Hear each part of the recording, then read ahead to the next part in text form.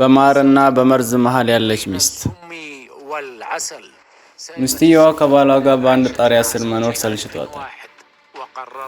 ባሏንም ለመግደል ወሰነች።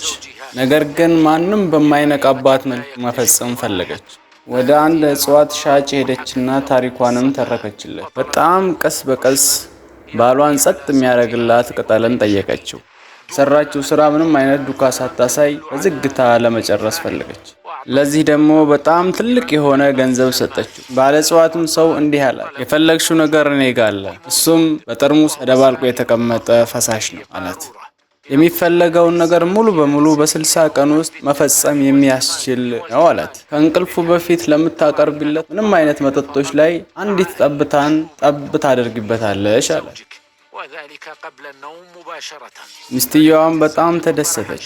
ምክንያቱም ባሏን በ60 ቀን በአጭር ጊዜ ልትገላገለው ስለሆነ ማንም ሳይነቃባት ቀስ በቀስ በራሱ የሞተ ስለሚያስመስልላት። ሻጩም እንዲህ ሲል መከራት፣ በተጨማሪ ለጥንቃቄ ከባልሽ ጋር ያለሽን ግንኙነት አሪፍ ማድረግ አለብሽ። በጣም በፍቅርና በትህትና ትናኗሩ ይገባል አላት። ከስራ ሲመጣ ታዘዥዋለሽ፣ ሲገባም ትስሚዋለሽ አላት። ሁሌም ማታ ትዋቢለታለሽ።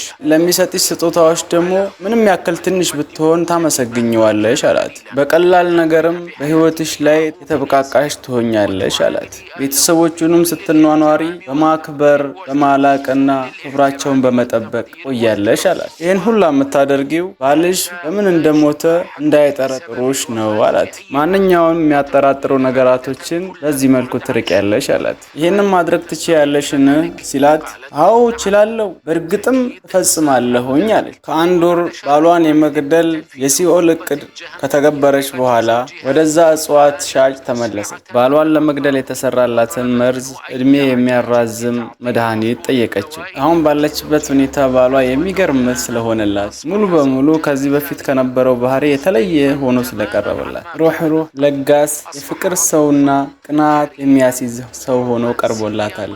አሁን ላይ ምስጉን ባህሪዎችን በሞላ ተተርክ ጀመር። እሱ መለየት ሞትን በምንም አይነት ሁኔታ አትፈልግ።